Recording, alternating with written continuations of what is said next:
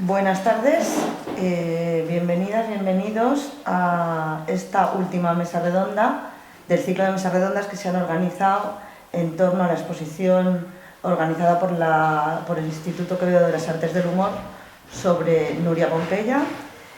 La mesa redonda de hoy va a tratar el tema Nuria Pompeya, vigencia y referente. Bueno, yo soy Marga Rubia, trabajo en la Concejalía de Igualdad de aquí, del Ayuntamiento de Alcalá de Henares, y desde la Concejalía trabajamos muy estrechamente para dar cumplimiento a nuestros objetivos de promoción de la igualdad y prevención de la violencia de género con el Instituto Quevedo de las Artes del Humor, porque creemos que las artes, y en especial las artes del humor, son una herramienta muy potente para trabajar en estas áreas. En la mesa redonda de hoy van a participar Raquel Gu y Elisa Macauslan, y va a moderar Francisco Sáez de Adana, que es catedrático de la Universidad de Alcalá, director de la Cátedra ECC de la Universidad de Alcalá de Investigación y Cultura del Cómic. Como decía, la colaboración con el Instituto Quevedo de las Artes del Humor y la Concejalía de Igualdad es habitual. En esta ocasión la exposición ha sido cofinanciada con los fondos del Pacto de Estado contra la Violencia de Género, porque dos de los criterios que hemos considerado importantes para elegir esta actividad han sido la vigencia de Nuria Pompeya en lo que respecta a la denuncia de las situaciones de discriminación que siguen persistiendo hoy en día, y que también es una referente para las nuevas generaciones, que a pesar de que a día de hoy hay muchas más mujeres en el mundo del cómic, sin embargo todavía sigue siendo necesario visibilizarlas en mayor medida. Así es que, por mi parte, tienes la palabra, Francisco, y vamos allá. Muchas gracias. Buenas tardes a todas y a todos. Bienvenidos a esta última mesa redonda en torno a la exposición de Nuria Pompeya. También a los que lo vean posteriormente en la grabación. Bueno, antes de empezar voy a presentar a mis dos compañeras, que es un lujo compartir mesa con ellas y que seguro que nos van a dar mucho juego a lo largo de la mesa, de más lejos a más cerca. Empiezo por Elisa Macauslan, una referencia absoluta en el análisis de la cultura popular desde la perspectiva feminista, en su papel de periodista, crítica, investigadora y en todas las vertientes que puede tener este análisis. Autora de los ensayos críticos Wonder Woman, el feminismo como superpoder, y Supernovas, una historia feminista de la ciencia ficción audiovisual, así como Sueños y fábulas, historia de vértigo. Estos dos últimos libros juzga el crítico Diego Salgado, con quien también explora las intersecciones entre sociedad, política y cultura pop en el proyecto crítico producido por Consoni, Trincheras de la cultura pop. Ha reflexionado y sigue reflexionando sobre cultura, imagen y feminismos, tanto en espacios radiofónicos como en prensa escrita y ensayos críticos, y es promotora del colectivo de autoras de cómic, miembro de la Asociación de Críticos y Divulgadores de Cómic y, afortunadamente para nosotros, colaboradora de la Cátedra de CCUH de Investigación y Cultura del Cómic. Por otro lado tenemos a Raquel Gu, una de las comisarias de la exposición, con una trayectoria muy amplia. A mí me gusta cómo ella se define, que lo importante es dibujar y dibujar. Licenciada en Filología Inglesa, cursó un posgrado sobre literatura inglesa postcolonial y quizá tomó la sabia decisión de olvidarse de un doctorado en literatura y cultura inglesa, bueno, para parar en el mundo editorial y en todo tipo de labores como traductora, editora, etcétera, etcétera, para acabar pues haciendo lo que hemos comentado, ¿no? Dibujar. Dibujar sobre todo en la ilustración, pero también en el humor gráfico, que como ella misma dice es un campo en el que se siente cómoda porque le permite expresar la mala leche con gracia. Aunque ya los que te conocemos, no sé si todavía no nos hemos visto mucho sobre la mala leche, pero bueno, supongo que algo habrá. Ha dibujado para muchas editoriales, Editorial Planeta, Salvat, Grup 72, Ten Out o Catalunya Radio, y entre 2015 y 2022 dibujó viñetas de actualidad para el programa Els Matins de TV3. También en otras revistas como Principia, Jotdown, Pícara, Iguales y Diferentes, y es coautora, un trabajo que a mí me parece muy interesante, del blog de divulgación matemática Mati y sus mateaventuras, junto a Clara Grima, que además ha tenido su expresión en varios libros. Publicó hasta el 2022 una tira cómica semanal en El Jueves titulada Las Estupendas, que ahora se publica en Mongolia y que ya es un libro de gran éxito por lo que hemos podido ver. Y además colabora con el colectivo de autoras de cómic y también con lo que nos lleva aquí, con el Instituto Quevedo de las Artes del Humor, muchas tareas, especialmente lo que nos trae aquí, que es el comisariado junto con Pepe Gálvez, de la exposición Nuria Pompeya Yo leí siempre, y también anteriormente, aunque también está circulando por ahí, con lo cual también tiene vigencia, de la exposición Conciencia con humor. Y bueno, una vez hechas las presentaciones, en las que espero no haberme dejado nada, porque evidentemente con su trayectoria pues es difícil condensar, yo quería empezar con una pregunta, porque ya que ahora estamos hablando de vigencia de referencia, que a mí me entra de curiosidad, porque creo que tiene que ver, ahora lo comentaré después de la respuesta, pero tiene que ver con casi el mayor comentario que he recibido a partir de la exposición de Nuria Pompeya con la gente que ha venido a verla, lo que sea, y es ¿cuándo vosotras entráis en contacto con la obra de Nuria Pompeya? Sí, la tuya es más bonita. Vale. Pero bueno, en mi caso sí que empiezo yo, y la tuya es más genealógica. Con la obra y con la figura de Nuria Pompeya, en la génesis del colectivo de autoras de cómic, en gran medida por Carla Berrocal, que estábamos trabajando ya toda la idea de recuperación genealógica de autoras, y me comentó qué ironía que Nuria Pompeya, siendo además una figura pionera, especialmente en lo que tiene que ver con su perspectiva feminista aplicada al cómic y al humor gráfico, tuviera Alzheimer. Entonces, el planteamiento de salida del colectivo, además en el primer salón, del cómic, el Cómica en Granada, llevado por nuestra colega Lucía, tenía todo el sentido del mundo que ese primer manifiesto por el trabajo de recuperación gerstórica, que hablábamos en su momento más de gerstórica y de genealogía feminista. Yo creo que esto también se ha ido modulando a lo largo de esta década, y eso ha sido justo hace una década, en 2013, ese año previo también en el que estuvimos con esa génesis, y como tenía todo el sentido que la apertura del colectivo fuera con la figura de Nuria, en gran medida para lo que ya ella no podía, reconocer y que se la reconociera, pues que lo trabajáramos las compañeras de siguientes generaciones. Y el primer premio honorífico Así es, del colectivo, fue de Nuria Pompeya. que es un premio que recupera y pone en valor el trabajo de autoras del pasado, fue para Nuria Pompeya.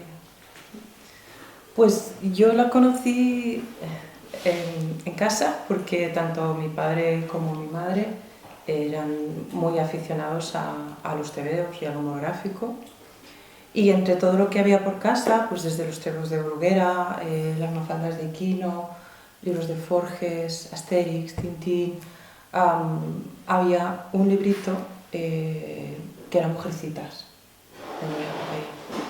Entonces, yo creo que aprendí a leer pues, con los tebeos, y todo lo que había por casa y caía en mis manos me lo devoraba, ¿no? Y me acuerdo que los dibujos de Mujercitas me recordaban los dibujos que hacía mi madre, ¿no? Mi madre había estudiado Bellas Artes, mi padre también, y ella tenía un trazo, pues supongo que por la influencia de la propia Nuria, parecido, ¿no? Así de trazo muy sencillo, muy con cuerpos que no terminaban de dibujarse todos los contornos. Y yo creo que, pues eso, con, no sé, 10 años, 11, me llamó la atención por eso, ¿no? El libro.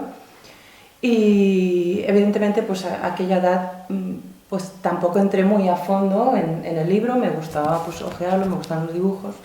Bueno, ahí estaba, ¿no? Y además en la cubierta había un helado, un pastel de helado, que eso sí que ya me tenía con unas fresas y tal, y bueno. Y ya pues un poco después, a los 13, yo perdí a mi madre, y como cuento en el texto con el que colaboro en el catálogo, pues una forma de volver a ella era abrir aquel libro, ¿no? Era abrir Mujercitas. Claro, yo volví a Mujercitas a los 13, empecé a ver cosas que a los 10, 11 no veía, y seguí con Mujercitas 14, 15, 16, ¿no? O sea, fue un libro que me acompañó como referente adulto femenino en una época en que yo ese referente pues lo iba buscando un poco por todas partes, ¿no? Y creo que es un libro que me abrió mucho los ojos y me permitió pues, entrar en el mundo, digamos, preadulto con las cosas bastante más claras, ¿no? Y a partir de allí, mi fascinación por Nuria, en concreto por el libro de Mujercitas, fue al alza. Bastantes años después, me contactó Pepe Gálvez para una exposición que estaba haciendo en el Col·legi de Periodistas de Cataluña. En 2012 era. Justo, sí, que fue toda esa época. Y allí conocí a Ana Paniker. Me acuerdo que estábamos Sonia Pulido, Marica Vila, Ana Paniker y yo en una mesa para hablar de la obra de Nuria, ¿no? Y entonces allí vi mucho más la dimensión de Nuria como autora y de la obra de Nuria. A partir de ahí ya, 2013, conocer al colectivo y seguir la estela de todo su trabajo, que un poco ha culminado bastante con esta exposición. Es que venía la pregunta, porque yo creo que uno de los valores más importantes de esta exposición, aparte de la exposición en sí, ¿no?, que es una maravilla verla, o de este catálogo que aprovecho ya pues para mostrarlo, para hacer publicidad del catálogo, pues yo creo que es una figura que en realidad no es tan conocida. A mí una de las cosas que más me han dicho cuando tienes la exposición de Nuria Pompeya en Alcalá, pues no sabía Nuria Pompeya, no sabía que era tan importante, no conocía buena parte de su obra. Luego te das cuenta que mucha gente sí que recuerda haber leído alguna muestra de humor gráfico, pero no tienen tan clara la figura. O sea, es como si fuera algo realmente mucho más reciente, ¿no? Como si su papel en la historia del cómic y del humor gráfico en España es algo que se ha tenido que ir reivindicando con el tiempo. Y sin embargo hay una cuestión que comenta Elisa en su texto del catálogo, y es que en el fondo siempre estaba ahí, o sea, que publicó en medios de realmente una difusión grande, pero incluso viendo el catálogo que se ve es que coincidió también entrevistas a otros medios, o sea, que realmente sí que había un cierto valor de su figura, era una figura pública, pero en un determinado momento se invisibiliza. Y bueno, pues la pregunta es, ¿por qué pensáis que sucede esto con la figura de Nuria? Ese periodo que va, digamos, pues desde que es una figura pública hasta la recuperación, estamos hablando de 2012-2013, que en el fondo es reciente. ¿Qué pensáis que pasa ahí con su figura o con el cómic en el Estado español en general para que esto suceda, ¿no? Esta en realidad es la pregunta que también nos hacemos las feministas también con todo el debate sobre las olas, que hay muchas compañeras que hablan de que no hay olas, de que siempre se está ahí, aunque el cuidado del fuego sagrado y la retaguardia y demás, dependiendo también de las dinámicas de la esfera pública. Yo sí insisto siempre mucho en el que estar siempre se está ahí, es como cuando se comenta, es como un poco lugar común, el no hay mujeres. Da igual, me da igual el ámbito, no hay. Y toda investigación siempre encuentra mujeres. O sea, siempre estamos. La cuestión es por qué hay momentos de la historia en los que se mira de una manera y por qué hay otros momentos en los que se mira también de otra. Y es un poco lo que yo intentaba también argumentar en el texto, ¿no? Porque hay momentos, y sobre todo también hay sectores, pues como es la academia o el feminismo, que a Nuria Pompeya la han conocido siempre, además de una generación muy determinada, era un nombre que salía, además a mí me sorprendía, ¿no? Porque nuestra generación hablaba un poco sorprendida de ella, en gran medida porque tampoco hay, digamos, una recuperación de su trabajo, es decir, no puedes acceder bueno, era importante porque nos pasa con otras autoras, ¿no? Que tienes más su biografía y la figura más que el trabajo en sí, ¿no? Y dices, bueno, pero yo quiero ver ese trabajo que también para ponerlo en perspectiva dentro de lo que es un medio, por ejemplo, como el cómic o más específicamente el humor gráfico, ¿no? Y ahí es por lo que insistimos en el planteamiento de genealogía feminista, no tanto en revisiones o inclusiones y demás, porque la genealogía habla de lo que plantea es cómo se trabaja todo el sistema de relaciones y cómo además esos procesos de investigación que hemos tenido en el ámbito del colectivo y más allá, y compañeras que investigan por esa red, ese proceso es también en sí en sí feminista y sobre todo, lo que vuelvo a insistir yo siempre, de hacer investigación, creo que mejor investigación, mejor periodismo, mejor todo, en realidad, la perspectiva feminista es lo que tiene, que sobre todo, digamos, pone atención a todo ese sistema de relaciones y también de relaciones de poder. Y lo que ahí hace que también seamos muy conscientes, ahora que tenemos esa sensibilidad y somos conscientes de ello, qué tenemos que hacer para que no vuelva a mirarse a otro sitio, ¿no? Porque yo vuelvo a insistir siempre en que a ver las haylas y de verdad es algo que ocurre en todos los ámbitos y es una dinámica global, da igual, ya no es solo un tema occidental, es siempre igual y es un poco cansado. Sí, y fíjate que hablando con Ana Paniker, un poco a raíz de toda esta recuperación que empezó Pepe con esta exposición del 2012 a la que me refería antes, Ana Paniker nos comentaba que le decía a sus hermanos, ¿lo veis? ¿Cómo lo que hacía mamá era importante? Pero que incluso la familia misma, a estas alturas no, pero hace 10 años, se sorprendía de que el trabajo de su madre, los dibujitos de su madre, tuvieran valor, ¿no? Y un poco también enlazando con lo que contaba Elisa, que ella en su texto dice, ojalá no llegue 2033 y tengamos que volver a empezar a recuperar todo, ¿no? Pues un poco como decía Ana Miralles en el prólogo a Enjambre, que es una de las primeras recopilaciones que se hizo de obras de autoras. Bueno, en este siglo, aunque hemos tenido unas cuantas antologías, sí. Pero sí, digamos que de lo que sería lo que se puede llamar cuarta ola feminista. La cuarta ola. Ella lo decía en el prólogo, que cada cierto tiempo hay que desbrozar, porque se trabaja, se recupera y después, bueno, viene el desierto, pasan las plantas rodadoras esas, se olvida todo y hay que volver a empezar, ¿no? Y ella, recuerdo que esta idea la plasmaba mucho en el prólogo de Enjambre. Pero eso por eso comentaba que es cansadísimo, sobre todo porque cuando vuelves a recuperar, a mí me pasó con una directora, Muriel Box, de la que hubo un ciclo primero en la Filmoteca de Donosti y luego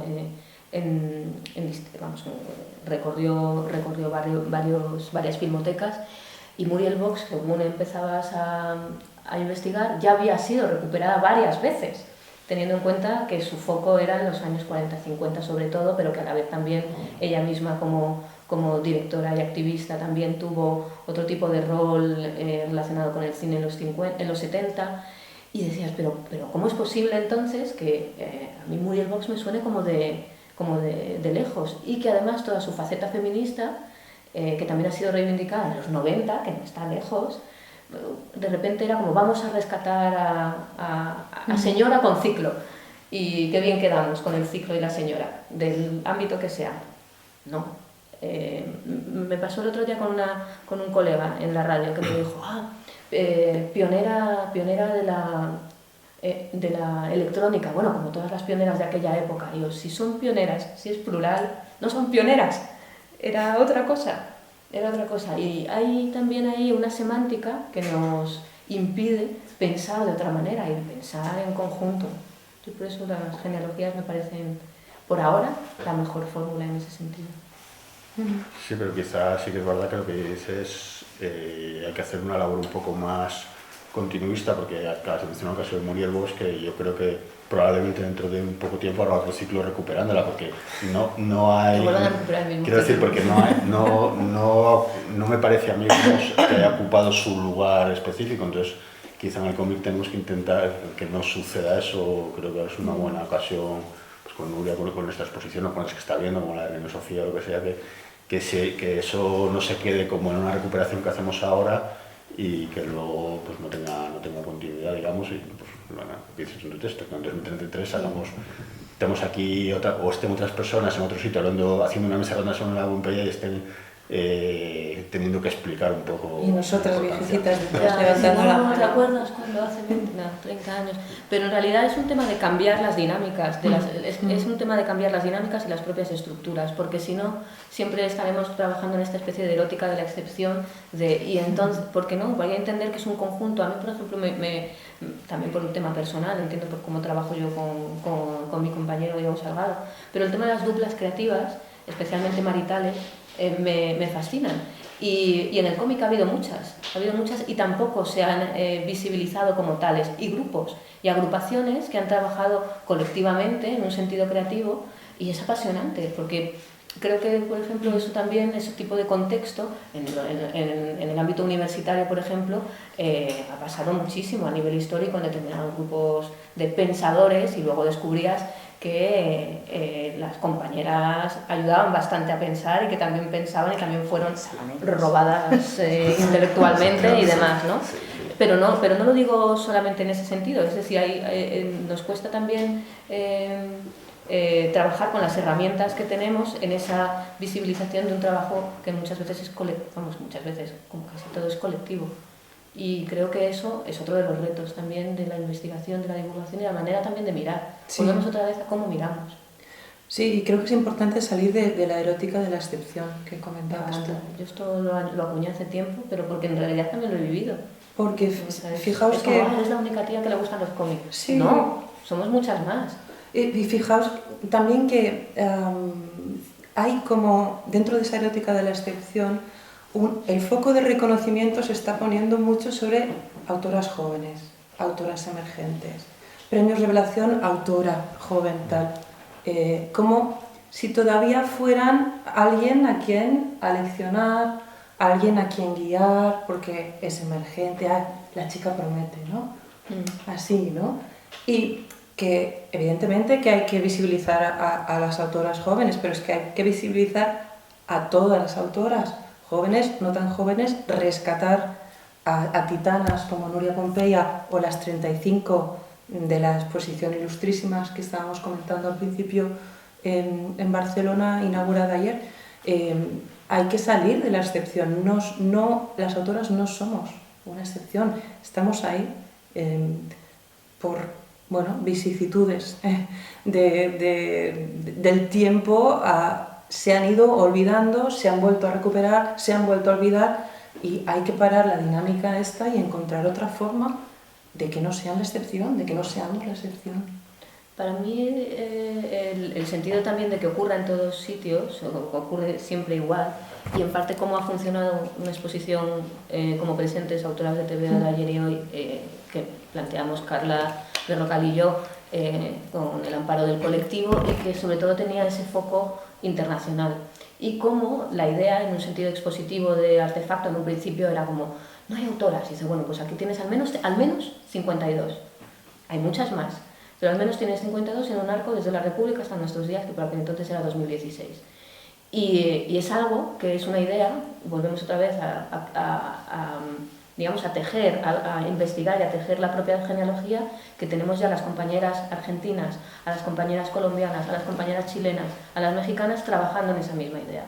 Y por un chispazo que tiene que ver también con por qué lo expositivo también es una manera ya no solo de visibilizar la obra, sino todas las relaciones, ¿no? Y todas las maneras de dónde y cómo Nuria Pompeya no era exactamente la misma en Vindicación Feminista que en Dunia, que no era tampoco que en Cambios y Recambios, que a mí me parece que ahí tiene un nivel de crítica y de, decías tú, y ahí creo que están bastante hermanadas, tienen, es que sería un poco así decirlo como sentido crítico. Pero tú y yo hemos hablado también algunas veces de nos ponemos otro nombre y soltamos lo que... Nos convertimos en trolls. Exacto, sí. Hacemos como la versión troll pero a la vez es en esa sutileza, pero a la vez una mala leche muy, muy fuerte, ironía y sin mucha ironía. Hay algunas cosas que hay algunas de las selecciones que habéis hecho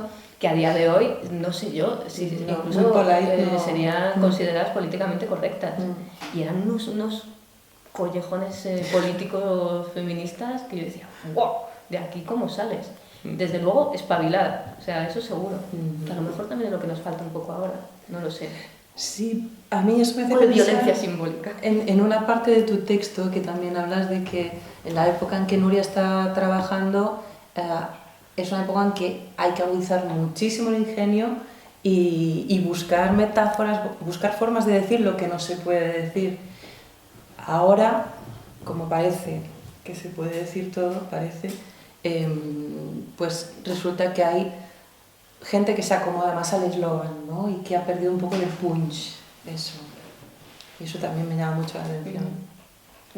Hay algunos pasajes de cambios y recambios que yo de verdad no me lo podía creer. Era como, pero esto era, y además era lucidísimo, era muy lúcido y muy crítico y muy autocrítica, que esto es algo que también tenemos que subrayar, porque Nuria Pompeya además era muy especial. Y yo, como pasa siempre también en la autobiografía y en la biografía, sobre todo que está llena de omisiones, a mí me interesan muchas cosas que se pueden deducir, pero que no quedan muy nítidas de la persona pública y privada. Y que, bueno, pues, lógicamente, porque también es un recorrido histórico muy amplio, ¿no? Y se pueden deducir algunas cosas también de determinadas épocas, después de la transición y demás, ¿no? Y los años 80, en relación también con el feminismo, la política y la institucionalización. Bueno, sobre todo, aunque habéis comentado un poco ahora al final un poco el tema de la obra, pero sobre todo estamos hablando de la importancia de lo que estamos haciendo aquí, presentar la obra, de que se ha hecho la exposición desde un punto de vista histórico y genealógico, pero volviendo a uno de los temas de la mesa, el de la vigencia, si tuvierais que hablar de la vigencia de la obra de Nuria Pompeya, también para animar a la gente, que supongo que los que estáis aquí pues hayáis visto ya la exposición, pero quizá los que vean la grabación pues alguno todavía no se ha animado a acercarse, que hay que darse prisa, que queda poco tiempo. ¿Qué hablaríais de la vigencia de la obra de Nuria Pompeya? A mí lo que me sorprende más, y me sorprendió durante el proceso de selección, es que había un montón de viñetas que parecían que podían haber estado publicadas ayer. Sí. ¿No? Hay temas como el trato discriminatorio que mencionabas tú al principio, la presión estética también, el consentimiento, el no es no. Bueno, eso es fascinante. Es brutal, esa es del 98, es del 88. 88 o 98. Está aquí puesta. Es del diario 88. Es que es tremendo. 88. Si te digo que no, es que no, tío. Venga, nena, que todas las tías decís que no, pero en el fondo queréis decir que sí. Yo estaba así como diciendo, pues hombre, más vigencia y más actualidad que eso, no quiero decir nada, pero vamos. Pero la presión estética, que también es una constante, la discriminación, no sé, en Mujercitas también hay uno que está recogido aquí, del tipo que le dice, a la chica que entra luego a trabajar en la empresa: en nuestro establecimiento las chicas deben usar el uniforme, sonríe siempre, use desodorante, su aspecto debe ser siempre impecable. ¿Y por qué no se opera la nariz? La chica tiene la nariz un poco grande. O sea, es la vigencia, o sea, me parece un bofetón en la cara. Pero yo te diría que, por ejemplo, con el tema de la maternidad, y teniendo en cuenta también la época en la que es concebida Maternasis, y desde también, eso digo que ahí tiene mucho que ver, entiendo, también la propia experiencia de la autora con sus tensiones público-privadas. Pero creo que ahí sí ha habido, por ejemplo, una cierta sofisticación, o sea, quiero decir, ella era mucho más, al menos en su manera de abordar determinadas construcciones y programaciones de género, tenía bastante poca piedad. Podríamos decir que incluso en algunas viñetas se la podría tildar mal leída, de misógina, pero es súper crítica con el constructo mujer y con todas las servidumbres que conllevan. Y en eso yo diría que no estoy segura hasta qué punto nuestra generación también lo tiene como estrategia, ¿no? O generaciones posteriores lo tienen como estrategia, un poco por lo que hablábamos antes también, ¿no? De la personalidad y también de las propias dinámicas a día de hoy del humor gráfico, porque tiene mucha más importancia, presencia el mundo en Internet. Es decir, la Nuria Pompeya no conoció Internet, entonces todo lo que trabajó estaba ligado a prensa, especialmente. Y aún así es interesantísimo también su su voz, teniendo en cuenta donde yo la he visto, vamos, en la prensa femenina, entre muchas comillas, que también, aún así, decías, bueno, aquí se ha ablandado, pero a la vez se ha sofisticado un poco, pero encuentra la manera de... sí. Pero bueno, luego ves Vindicación Feminista y es como... No, claro. Sí, pero que a lo mejor ese en la cara es como más... bueno, sí, a lo mejor visto de ahora, ¿no? Pero bueno, sobre todo con el tema de la maternidad me parece curioso. A mí Maternasis es un libro que ha reeditado Kairos hace poquito, que también creo que hay algunos ejemplares aquí. A mí me pone la piel de gallina Maternasis. O sea, yo no soy madre, la experiencia la he vivido a través de amigas y de mi hermana un poco, ¿no? Pero ese final de Maternasis, que, bueno, creo que puedo hacer spoilers, ¿no? Sí. Maternasis es la crónica de un embarazo, desde que el personaje descubre que está embarazada, en un gesto de asombro y de miedo, pone la mano así en la boca y ya no se quita la mano de la boca en todo el libro, ¿no? Pero la imagen final de Maternasis, que es ella que acaba de parir, y él es un bebé que es un collage, es un bebé así enorme, mucho más grande que ella, en un gesto, en una mueca de lloro, de berreo, que parece que se le va a caer encima, ¿no? Y es, bueno, a mí después de todo, de cómo enfila todo el libro, ¿no? Cuando llegas a ese final dices, uff, ¿no? Y sí que, no sé, me gustaría compartirlo con alguien que haya tenido realmente la experiencia de la maternidad, a ver qué opina, ¿no? del libro. Pero me parece que es una crónica cruda, pero muy real. Yo a lo mejor lo veo también como antipedagogía feminista, en el sentido a lo mejor un poco saliano del término antipedagógico. Quiero decir que está hablando de toda la carga que cae encima sobre las mujeres en el momento en el que todo ese constructo que también es la maternidad, pues lo va no solo experimentando, sino que además lo va digamos mostrando de una manera súper visual, que eso también es muy muy interesante y creo que es muy fuerte, creo que es más fuerte y más impactante, precisamente también por esa tensión, por no poder decir o por haber planteado esa estrategia con una mayor importancia de la metáfora, ¿no? Y del collage, además, en todo lo que se proyecta que va a ser la criatura, qué tiene que ser y dónde queda ella en todo ese proceso. Vamos, a mí me parece bastante, por eso digo, bastante incisiva, bastante crítica y un poco cruel bien, quiero decir, a mí me parece todo. Y ese gesto de taparse la boca, además de responder pues, a ese miedo o a esa sorpresa inicial, a esa angustia de qué va a pasar, qué va a ir, también lo atribuye un poco a lo que no puedo decir de la maternidad, ¿no? O sea, eso no se puede decir. O sea, tiene que ser algo bello, tiene que ser algo idílico, ¿no? Y tiene que ser. Entonces ella hace este gesto también para decir, no lo quiero decir, pero lo estoy diciendo, ¿no? Sí, sí. Vamos. A mí además también tengo que admitir que el ver los originales, los collages en el MENAC, en la exposición que hubo recientemente, además me parece que además tienen en ese sentido, desde mi punto de vista, una fuerza y unas características que digamos que en la obra se pierde un poco, sí. Sí. Pasa lo mismo con los collages de mujercitas. Sí. Hay algunos puestos en la exposición y luego cuando lo ves en el libro reproducido no tiene tanta fuerza.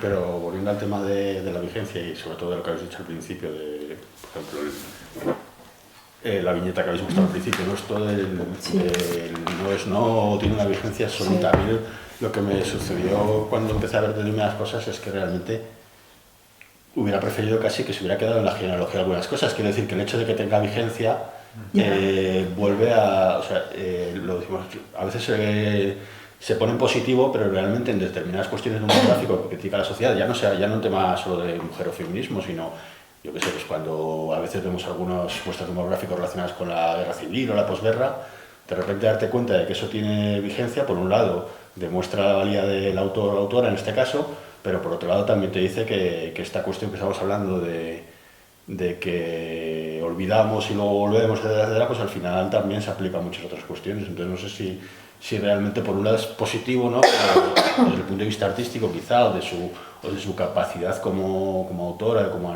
o su capacidad de análisis de la sociedad, pero por otro lado pues dice poco a favor de cómo hemos cambiado, ¿no? No sé, ¿qué opináis? Ahí yo creo que también depende, ¿no? Porque estamos, por ejemplo, haciendo alusión a una norma, pero desde luego ha habido cambios también sociales y su reflejo normativo en temas, por ejemplo, como el aborto, sin ir más lejos, donde de la mano del colectivo también de autoras con Wombastic hicimos una campaña online, en este caso bastante virulenta, yo diría. Ahí recuerdo que dijimos, bueno, todo lo que llegue se sube a la plataforma, y llegaron cosas también a nivel expresivo y nivel discursivo activista muy potentes, y a la vez muy, en fin, dentro del discurso de reivindicación, muy también políticamente incorrectos, pero allí que fueron, ¿no? Si entramos en esta dinámica también de qué se puede mostrar y qué no, ¿no? Y el tema del cuerpo, por ejemplo, sigue siendo, lo vemos y lo sabemos, sigue siendo un tema, un campo de batalla, y especialmente el cuerpo de las mujeres. Entonces, luego esto a lo mejor es ponerse como muy de pipí teórico, pero tiene mucho que ver, a fin de cuentas, con las relaciones también familia, Estado y capital. Entonces, ¿por qué el cuerpo de las mujeres es también ese terreno y campo de batalla? Sí es cierto que yo diría que, hombre, desde luego, al menos a nivel normativo y social, sí podemos decir que estábamos mejor que en el 88. Pero lo interesante también es hasta qué punto hay ciertos discursos que dices, bueno, los recuperamos a día de hoy, o nos resuena a día de hoy, pero también hay que acordarse un poco de cómo era la vida en el 88. Pero sí, las tensiones históricas ya sabemos que no es progresivo, sino que van y vienen, y por eso mismo otra vez a estar atentas siempre. Yo en esto soy muy paranoica. Si me permitís, aunque sea un poco... ¿No? Que un poco por lo que tú decías de las olas del feminismo, también la reacción patriarcal que ha habido después de cada ola, ¿no? Y entonces en este caso pues también creo que viene un poco relacionado con lo que tú estás diciendo, ¿no te parece? Sí, Faludi además lo analizó muy bien en su momento en los 90, el tema de las reacciones. Sí creo que al menos en este momento, quiero creer, aunque ya vamos para casi una década de esta última, que sí se pueden, bueno, a lo mejor lo pensaban también las compañeras en los 70, pero que sí se pueden cambiar cosas a lo mejor a un nivel más estructural, mainstream. Lo que pasa es que, bueno, en el mainstream desde luego, más estructural es lo que a mí me interesa. Y sobre todo porque cuando entra en el mainstream también, como entran todas las dinámicas de mercado en las que estamos perfectamente sumidas todas y todos, pues también se hace todo más complejo. Pero sobre todo, si no se cambian las estructuras de poder, si no se cambian las maneras de relacionarnos en ese sentido, pues en realidad todo va a seguir, va a cambiar, va a parecer que cambia para que siga igual, de una otra manera se va a sofisticar, y eso también lo evidencia lo que tú estabas comentando, Kiko, que a lo mejor no cambia, la base no cambia tanto como creemos. El sistema está muy bien pensado. En realidad, yo creo que un valor del buen humor gráfico es el que no caduca, ¿no? O sea, por lo que comentábamos al principio, de que ya no se queda en el eslogan, que va más allá, que tiene una capacidad crítica e incluso analítica descomunal, pero luego también es lo que has comentado, ¿no? Que hemos cambiado, pero quizá no tanto como nos habría gustado, ¿no? Por eso hay tantísimas viñetas suyas e incluso historietas, porque Metamorfosis es más una historieta, ¿no? Que también en Metamorfosis ya van más a la crítica como sociedad, ¿no? Porque hay pues desde personajes que se convierten en pavos reales, ¿no? Y todo eso a día de hoy, con el narcisismo de las redes y de las fotos y tal, también sigue vigente, ¿no? Ahí hay un análisis de una parte de la esencia humana que ella supo captar y que hoy Metamorfosis podría ser un librito o un librazo. Y yo creo que además porque como pasa un poco con Maternasis también y con las Metamorfosis, cuando es más metafórica o alegórica o en sus evoluciones, claro, ahí es más, podemos decir que además, sobre todo cuando es tan atípica y le da también en la diana, pues la vigencia en ese sentido, o poder ver tú otras cosas que en realidad es el mejorarte, en el momento en el que tú también puedes ahí, no tanto proyectarte en un sentido literal, sino que incluso la misma obra puedas enfrentarte en diferentes momentos de tu vida y que te diga una cosa u otra, ya sea de la obra, del contexto de ti misma, ¿no? Y creo que eso, por ejemplo, Maternasis es que tiene momentos muy de revelación, de pues si se te había olvidado. Sí. Y no solo en un sentido de maternidad, no solo en un sentido más literal de experiencia propia. Yo creo que habla de todo un sistema, en el que todos participamos. Y estoy pensando también en Palmira, en la educación de Palmira. Hay algunas viñetas que están recogidas en el catálogo también, con la madre que acaba de dar a luz y está rodeada de tías, abuelas, todas dándole consejos. Ay, no encuentro dónde está. Qué ansiedad, sí. Pero es muy bueno también. Por eso digo que es muy lúcida. Y es del 72, creo, Palmira, ¿no? La educación de Palmira creo que es del 72. Es muy lúcida. Eso no... Aquí está. Felicidades, enhorabuena, bendición del cielo. Qué mona, parece Siete Mesina, dice la abuela.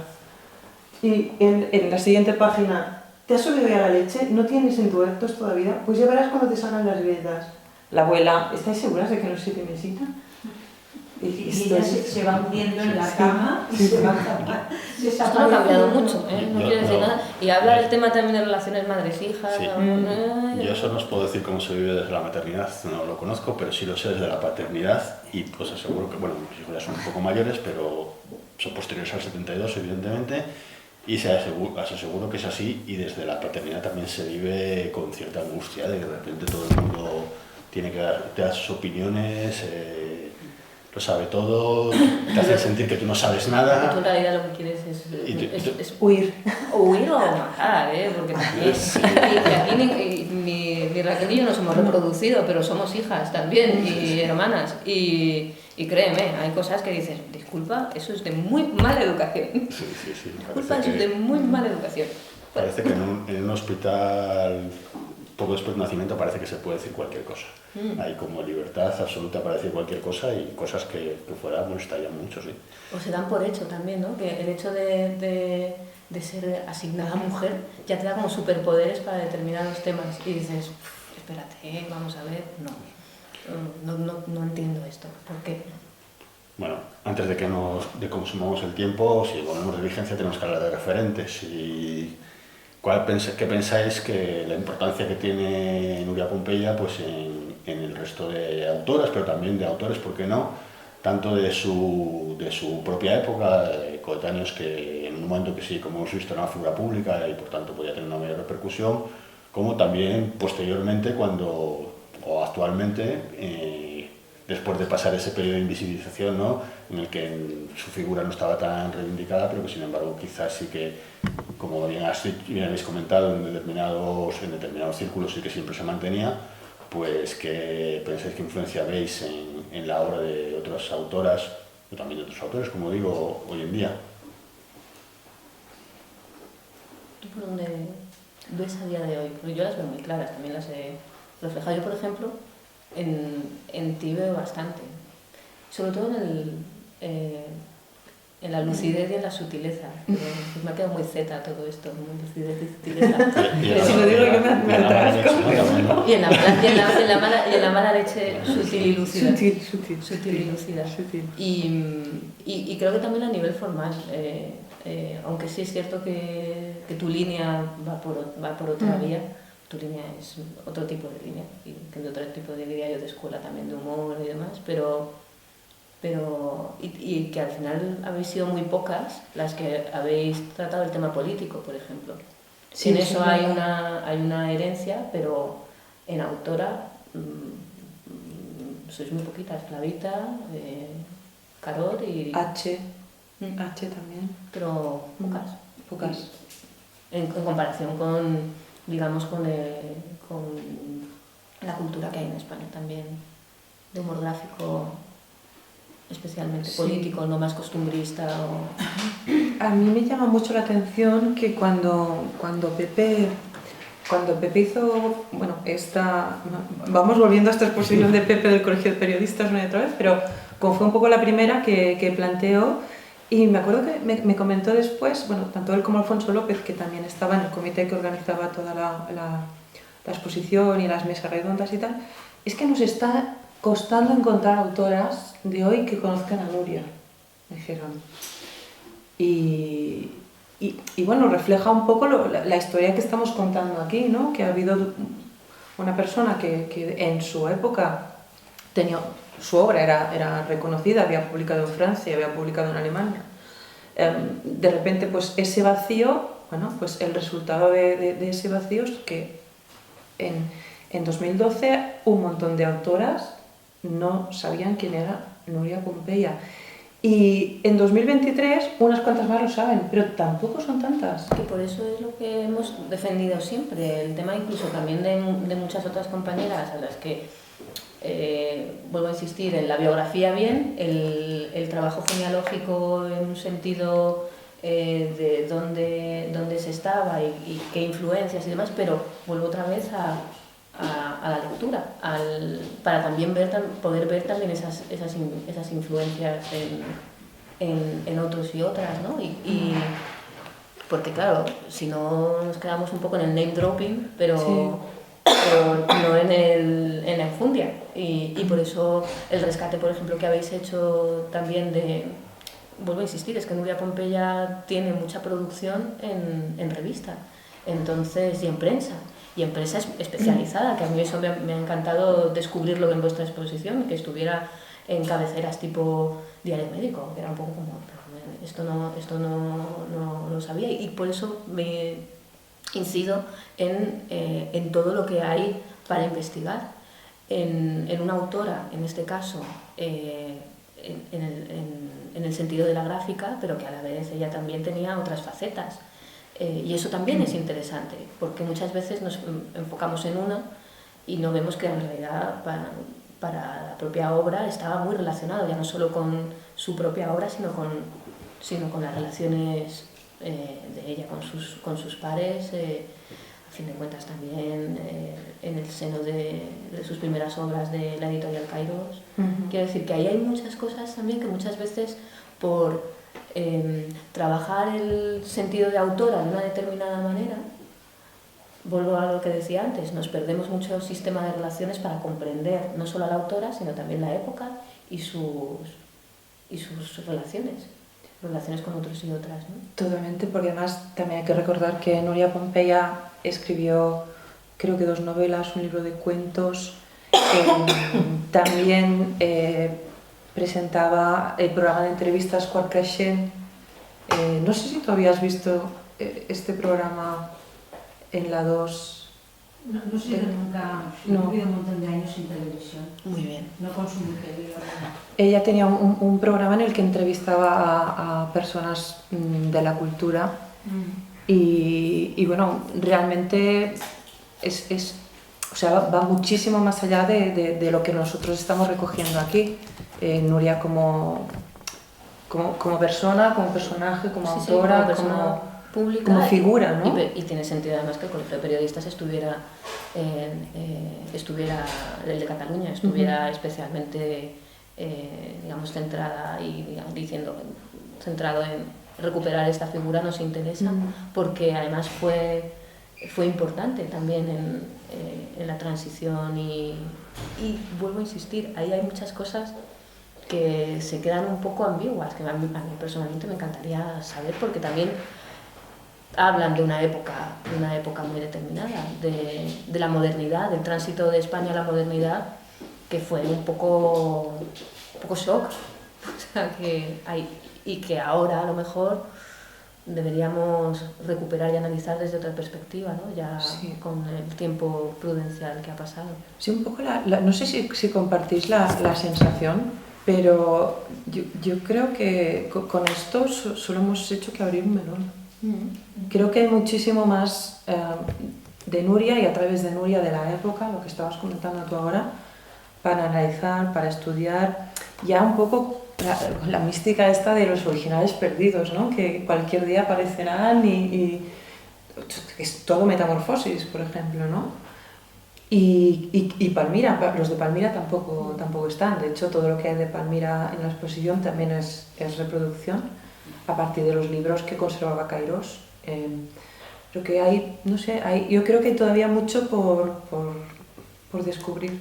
Sí, yo creo que una biografía de Nuria Pompeya podría ser muy interesante, porque además a partir de ahí se podría construir una parte de la historia no solo del cómic monográfico, sino del mundo editorial, porque publicaban revistas muy diversas. Desde luego yo creo que es un trabajo muy interesante. Y luego que su Alzheimer fue largo, fueron bastantes años, fueron casi 2 décadas. Sí. Y eso también explica un poco esa época en la que probablemente también incluso la familia estaba un poco... Y luego bueno, las relaciones en las familias y aledaños, que siempre son complejas, ¿no? Entonces, eso también vamos, yo creo que es una figura interesantísima para explicar una época capital en nuestro... Sí, incluso las personas con las que trabajaba y se relacionaba, ¿no? Ya no solo en Por favor, por ejemplo, ¿no? Donde, pues entre otros, coincidió pues, con Maruja Torres, con Juan Marsé, Vázquez Montalbán. Ana Paniker nos contaba que el refugio de la familia en Ibiza además propició también que Nuria entrara en contacto con una serie de intelectuales europeos, bueno, un poco de todos los ámbitos, no solo periodísticos o literarios, también arquitectónicos, que claro que todo aquello, bueno, imaginar la bola que se nos está haciendo, ¿no? para una posible biografía, ¿no? Sí. Creo que ahí hay un mundo muy interesante. Y un buen mapa de relaciones, hay un buen ecosistema para saber también hasta qué punto hay muchas influencias que puedes intuir pero que no son evidentes, y que esto normalmente con unas buenas entrevistas y una buena investigación, que vuelvo otra vez a mi obsesión en el sentido del proceso genealógico, es cuando empiezas a descubrir cosas que no estabas buscando, que es donde encuentras cosas muy interesantes. Y que a lo mejor no tiene nada que ver con el objeto de estudio, tiene que ver luego con otra. Bueno, yo creo que podríamos ir con muchos temas, pero creo que es bueno dejar un espacio para que la gente en la sala pueda preguntar si tiene alguna cuestión que quiere comentar o preguntar a Raquel y a Lisa. Yo me gustaría hacer un comentario, simplemente. Mirad, no sabía que venía de exposición en Alcalá. Escuchando el programa de radio de la SER, que había un debate, o sea, suelen tener un debate con todos los de humoristas gráficos, que os imagináis, los Peridis, bueno, hay como 4, y estaban presentando el libro de Eric Ziegler. Y no voy a decir nombres porque si no me lío, ¿vale? Porque son muchos nombres. Y hay una autora, que no recuerdo quién es, María Jesús, no me acuerdo. Y empezaron a decir referentes que aparecían en el libro de humor gráfico que ha hecho el Ziegler. Y empezaron a decir todos, las mesas, referentes. Y yo muy sorprendida, empezaron a decir nombres. Que si Giga, que si Chumichume, que si Mingote, Peridis, todos eran referentes. Y yo esperando el nombre de alguna mujer. Y tú vas a la cama y digo, Nuria Pompeya, por ejemplo. No salió el nombre de ninguna mujer. En ese momento, yo me metí en el ordenador, que la conozco pues porque he hecho búsqueda, no porque... Y lo bueno de internet ahora es que, bueno, pues necesito humoristas gráficas, ¿no te parece? Y tú vas a investigar. Y bueno, yo ahora conocí, digo, voy a poner Nuria Pompeya y descubrí la exposición. Vale, bueno, ahora estoy haciendo publicidad, el día 5 me entregué un grupo de mujeres. Bueno, pues a lo que quiero llegar es, si los referentes no se nombran, como acabas de decir, Elisa, ni siquiera los nombramos o hacemos el esfuerzo, no parecen. Entonces, yo creo que lo que a mí me toca, como perspectiva de género, yo lo trato de enfocar. Ahora, creo que esa perspectiva de género se tendría que enfocar desde el hombre. Me refiero. Sí, yo supongo que algunos de los que estaban en la mesa han conocido a Nuria Pompeya, seguramente, no lo sé, porque eran todos de 80 años para arriba, o sea, que supongo que sí, casi seguro. Pero ¿por qué era invisible? Es a lo que me refiero, y esto no me toca, lo dejo así un poco al aire, pasa aquí en esta exposición de pioneras, creo que hay 3 mujeres o 4, no lo sé, cuesta trabajo. Todas son mujeres, sí, pero pintadas por hombres. Sobre 4 o 5. Vale. Eso es a lo que yo me refiero. Entonces, y luego el esfuerzo que tiene que hacer el hombre, y ahí no me voy a meter mucho, pero el esfuerzo que tiene que hacer el hombre es, tenemos que buscar, ellos tienen que buscar, perdonad, yo ya hago lo mío, referentes masculinos feministas y además hablar de mujeres, porque no hablan de mujeres tampoco, que también les han influido a ellos. Pero compañera, ¿tienen? No tienen. No tienen es que no sé lo que no, pero el tener que... Yo lo que te digo es que lo interesante, para ver si las cosas han cambiado o no de verdad, y cuáles son las problemáticas que seguimos teniendo a día de hoy, es ver por qué hay determinadas dinámicas que siguen siendo. Es que esa estructura esta que tú comentabas... Pero ahí yo después de todos estos últimos años, el tener que, o el incluso plantear dentro de la esfera pública algo que hace 10 años no hablábamos de lo políticamente correcto en nuestra esfera pública, esto era algo muy estadounidense. Yo tuve un rifirrafe un poco sensible con Trina Robbins por correo, precisamente por esta cuestión en relación con su, digamos, conflicto con Kominsky. Y vamos, tuve que argumentar que había sido una mala traducción, que para nosotros lo políticamente correcto e incorrecto no era lo mismo que para los estadounidenses, y esto fue en 2014-2015. Entonces ahí también hay que... No sé la manera, o sea, no te podría decir, pero normalmente me pasa como a las criaturas cuando son más pequeñas, el tener que,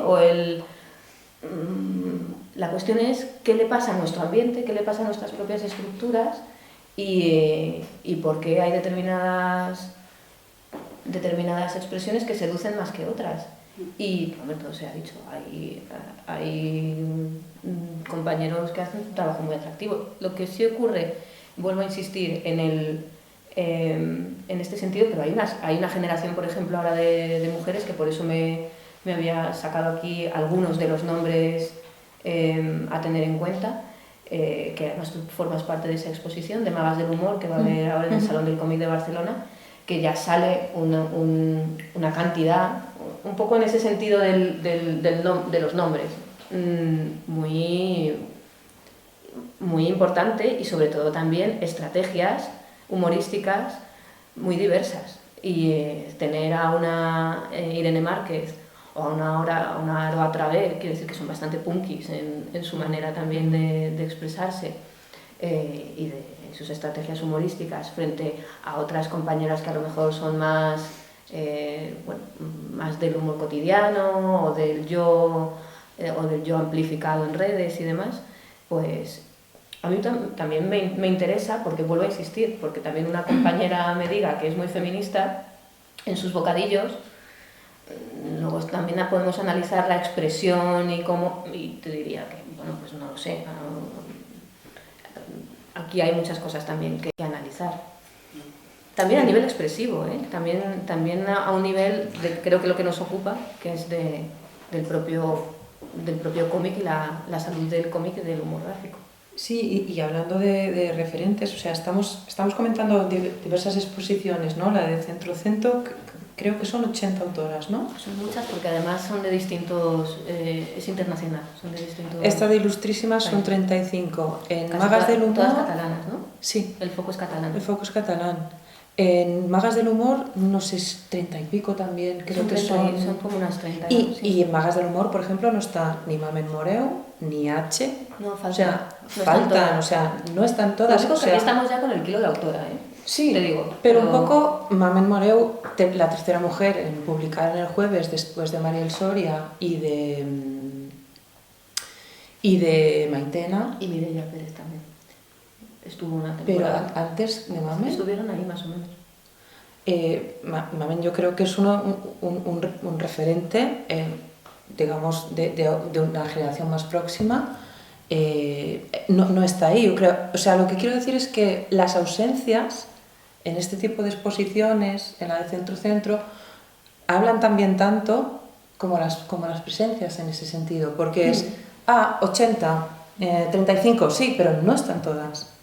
O sea, no son solo 80 o solo 35 o sea, hay más. Es imposible reunirlas a que todas. eso no se hace con los compañeros. Quiero decir que porque el kilo de autor no se hace. Ya. Pero lo del kilo de autora... Porque no les hace falta. Ya, bueno, sí. Están los kilos ya. Yo esto además lo he discutido bastante y con Kiko también antaño, que era el tema de... y entonces ya tenemos todo montado y la mesa de autoras. No. O sea, vamos a participar todos y todas en el proceso. Vuelvo a insistir, estoy muy con el tema de que lo interesante puede tener también sus procesos. Primero, la visibilización, pero a mí lo que me interesa es cambiar cómo se hace la tarta. O sea, porque no quiero el trocito de tarta ni la mitad, ni quiero meterme en cómo se hace la tarta. Queremos. Y sobre todo también queremos meternos en cómo se hace la tarta y el reconocimiento que eso lleva, porque muchas veces hemos estado haciendo la tarta, pero luego parecía que no, que eso es otra de las cosas que también se están investigando aquí. Entonces... Yo me he quedado intrigada con estos comentarios que habéis hecho en esta ocultación de Nuria durante esos años de la transición. ¿Qué edad tenía ella en el 75? La transición yo no diría que estaba especialmente oculta, ¿no? Ella es de 34, ¿no? De 32, ¿no? De 31. 40 años tendría por ahí. Yo es que me imagino, a ver, elucubraciones mías personales, me imagino la lucha de la maternidad, la lucha de género en casa. 5 hijos. No lo sé. 5 hijos. 5 hijos. Y además, bueno, el tema a lo mejor también influía cierto desencanto político con la deriva del país, ¿no? Porque después os comentaré una página que me ha llegado al alma, en relación al cambio sociopolítico del país. Y si además de toda esa mochila tienes que ponerte a pelear codo con codo en la profesión, hostia, ¿qué quieres que te diga? No sé. Yo personalmente, que yo no soy artista, pero yo me alejé del mundo del cómic por el machismo. A mí me pagaban menos por hacer un trabajo que hacía en una editorial, por ejemplo.